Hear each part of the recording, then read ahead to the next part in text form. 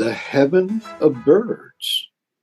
If birds think of heaven and earth as spiritual as well as physical realms, if they fly with joy transcendent and land with sad regret, isn't that the world to live in? Even if imaginary, especially imaginary. The bird's your own, a part of you. Their flight, your achievement. Your world, Eden enough for birds. Its moral compass baked within the original lineaments of your nature, the way you are generous and in love with freedom, the social code biology writes in an animal like you great ape, come down from the trees, and what you have done with that and some tools. Remarkable beast. Imagine the unimaginable. Can you do that? Don't stop trying. Welcome to another episode of Proofrock's House of Poetry. My name is Alex M. Frankel. I'm a poet from the quiet poetic hinterlands in the beautiful northeast corner of Los Angeles. Today we are going to talk with poet Will Slattery about his work, his opinions, his methods. I hope you enjoy. Welcome, Will. Hi, Alex. Very nice to have you on. I'm excited to be talking with you for the next half hour about your poetic practice and so on. You have been writing for quite a number of years, and so maybe a good place to start is what have been your influences? Who have been your influences, especially at the time that you started writing, but also more recently? Poetry began for me with Dylan Thomas. My father challenged me one night. He said, "So you think you can read? Read this." And he opened up Dylan Thomas's collected poems, and we started on the first poem in the book, and we were reading it and talking about what this man might mean by all these exciting words that he was using. And Dylan Thomas, his sense of language was so thrilling to me. He was making me understand things that I didn't quite know how I was understanding them. It was though he was speaking directly to my unconscious or subconscious. So that got me started in poetry. And then I just tried to read everything. I tried to read all the way back to Beowulf and all the way up to, of course, it was the moderns then. And T.S. Eliot was probably the second biggest influence on me. It's sort of a two poles. One pole, the enchanting language that you couldn't hardly tell what sense it made of Dylan Thomas. Then the other pole being the austere beauty that T.S. Eliot was able to capture.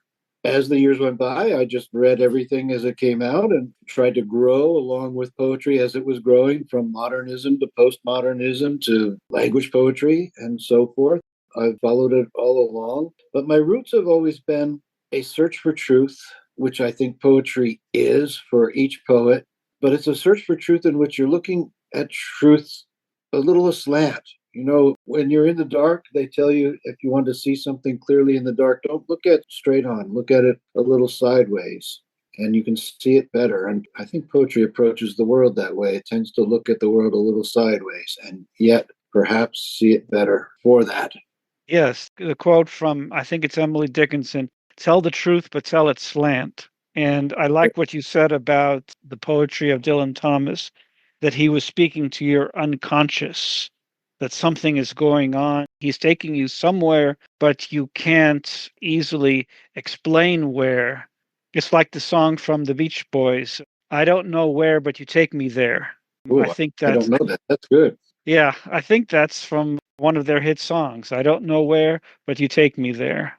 Now, you have said pursuit of truth, and that is whether you do your so called science oriented poems. And in other poems, you say you are kind of at war with God. Would you like to say something about that, being at war with God? Yeah, let me put it in context of my writing. So I am an elder gentleman. I retired about, is it 10 years ago? And I wasn't sure when I retired. I'd been a poet since I was 14.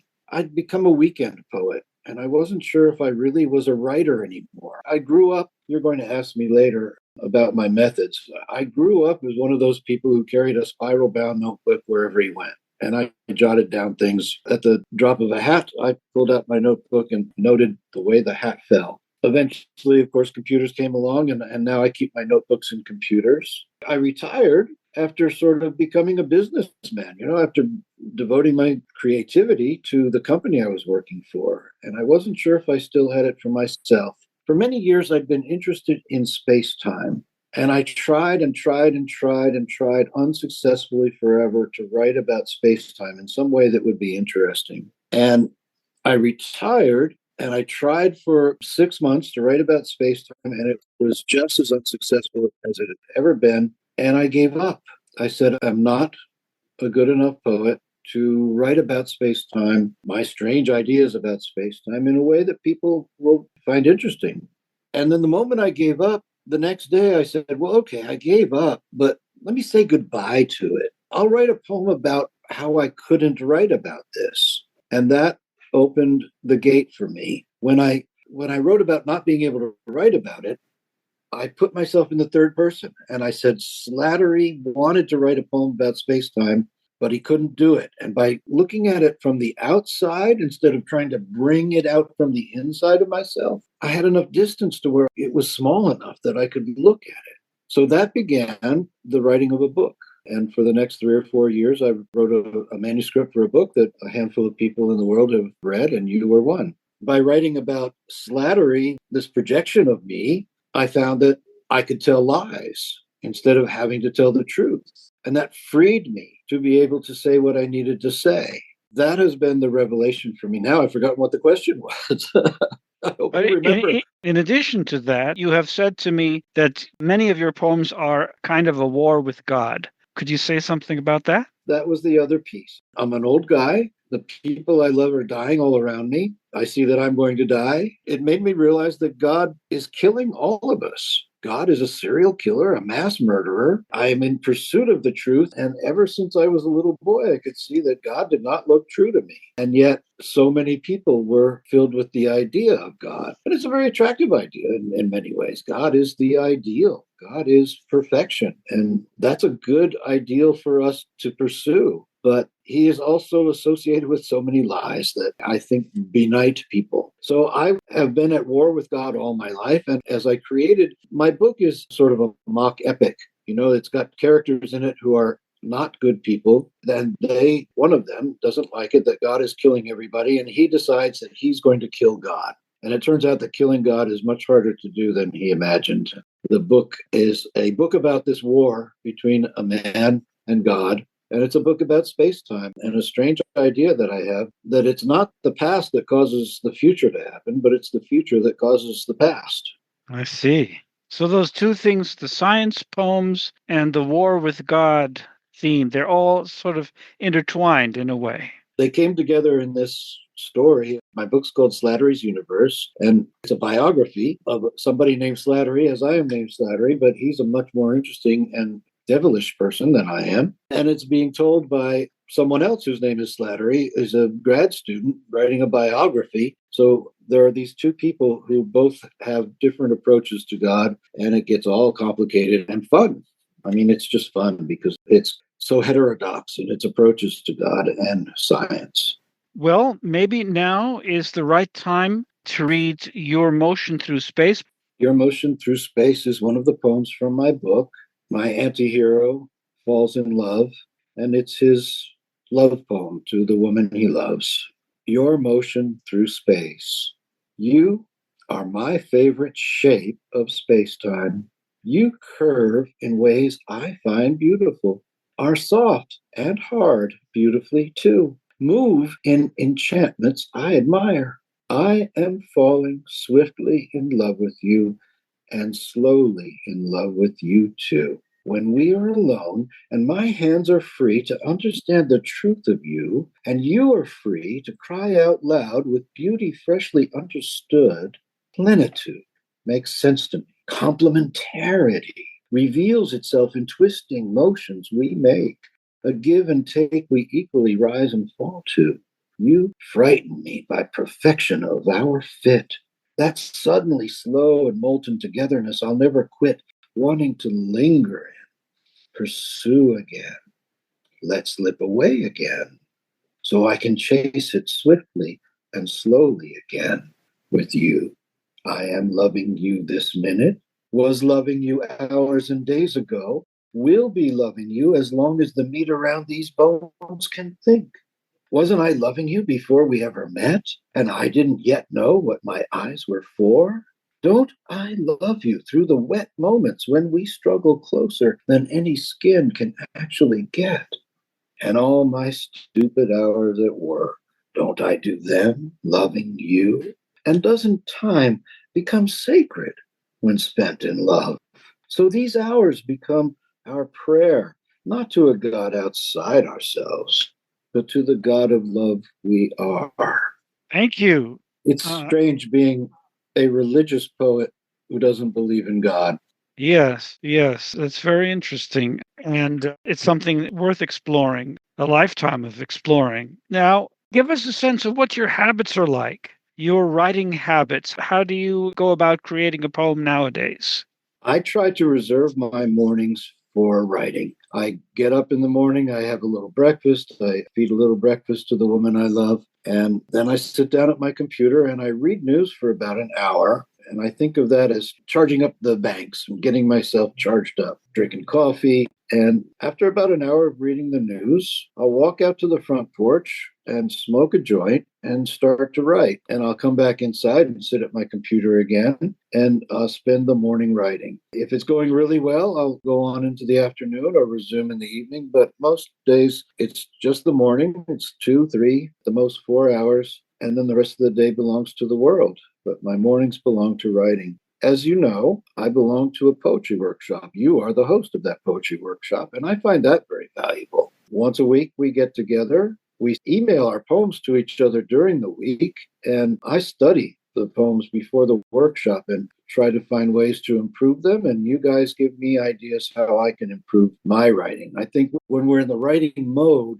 we're trying to throw things into the poem. But later on, we can look at the poem again and see what the reader needs from the poem. Instead of what the writer needed to say, there's this second phase where we try to figure out what the reader needs to hear. And often that involves taking out some of my favorite parts that I wrote that are great for me, but that confused the reader by taking the poem into too wide a space where it will be better if it's concentrated. And you guys in this poetry workshop, you helped me find that. The other great thing about the poetry workshop is that when I started out writing, there were two things I wanted. I wanted truth through writing, but I also wanted to be a writer. The writers that I admired, they knew each other, they enjoyed each other, they talked with each other, they shared their work, and I never had that all my life until I got into your workshop and finally found that. I have friends, you among them, who care about poetry, and we talk about poetry, each other's work, and it's what I always wanted.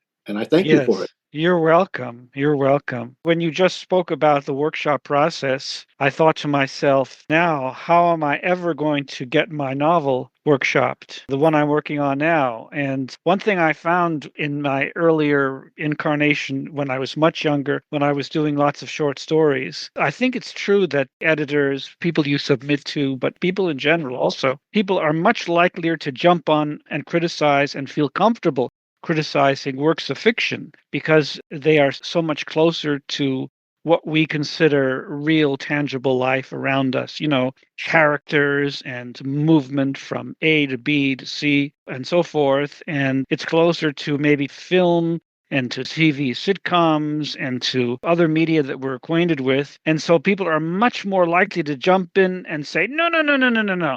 No, you should start over, rethink this. And I find people are much less likely, actually, to do that with poems, at least the people that you submit to. I have rarely ever been critiqued by anyone I was submitting poetry to, but people are always so likely to pounce when it comes to fiction. And then on the other hand, I keep imagining my novel going through the same kind of process that my poems do. And I actually don't like to think about that because it seems like, because of the whole nature of the project, a novel is never going to get as much attention and as much loving care by friends simply because of the nature of the beast. But we must move on. And before our time runs out, which it will all too quickly, how about the last poem in the series of three, the suite of three that you wanted to read? I believe it's called Slattery Misdefines Hell.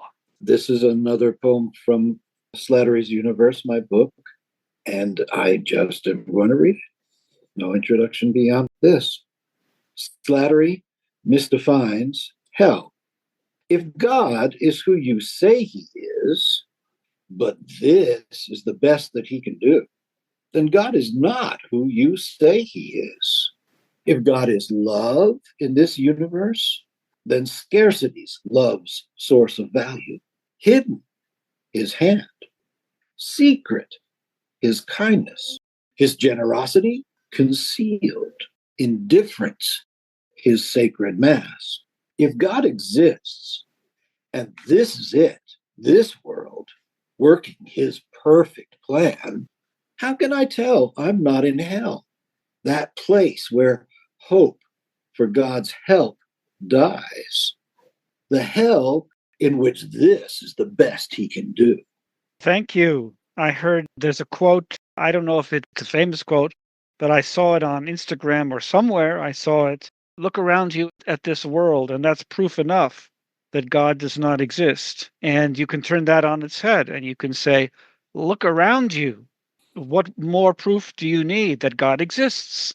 You can turn it both ways. And of course, that's not what everything that your poem is about, but it's just my reaction to the poem. What about the topic of reading? We have a little more time to talk about the topic of reading. And what are your reading habits like? I always like to ask because, believe it or not, there are some poets who don't read anything, or hardly anything. So, what are your reading habits like now? My reading habits now are pretty slender. I've changed quite a bit. You asked this same question about reading habits at your Sunday poetry readings that you sponsor. There are open readings with a featured reader. And you always ask the featured reader about his. And so the last time I was at that reading, I asked myself, that question. And I realized that I read a lot. I read so much when I was young. And I realized it was ambition that was driving me to read because I wanted to be a better writer. And so I needed to read everything in order to absorb all the best ideas and practices. But I find now that I'm an old fellow and I've written my book that I'm not ambitious to be a better writer anymore. I write as well as I'm ever going to write. The workshop helps me improve the poems, but I'm not going to make any radical new discoveries about how to write better. So ambition is not driving my reading anymore. And now I read the things that I loved in my youth. In my youth, I was always trying to read whatever's new, whatever people are buzzing about, whatever people are recommending out of the great past. But now I just am enjoying old favorites, high and low, from great literature to silly little genre things. Mostly I do that these days with books on tape, Audible books. I'm not reading a lot anymore with my eyes the way I used to. There's something's been lost, but also I've been found. I'm not searching anymore for something I don't have. I'm just trying to reinforce the best of what I do have. Very interesting. I like that. Reading is a fascinating topic. I also am fond of audiobooks, but I try not to lose touch with the actual physical book, not Kindle, physical book in front of me and turning the pages. Because, of course, a lot of things that I or a lot of others get into are not available as audiobooks. And so I'm reading a book on the Knights Templar now, the reality and the myth of the Knights Templar. And I guess there's something about that in Audible, but this specific book by this specific author, you wouldn't be able to find. And so there's something nice. I was sunbathing today. Believe it or not, it was a January day for sunbathing here in LA. And I got a lot out of my Knights Templar book as my face tanned slightly. Well, thank you for sharing this half hour with me, Will. Thanks so much for being here. I really appreciate it. I've enjoyed this. I always enjoy talking with you, Alex. Likewise. Thanks for tuning in to another episode of Prufrock's House of Poetry. My name is Alex M. Frankel, and I hope you can join us again next time when our guest will be poet Bill Cushing. Hope to see you then.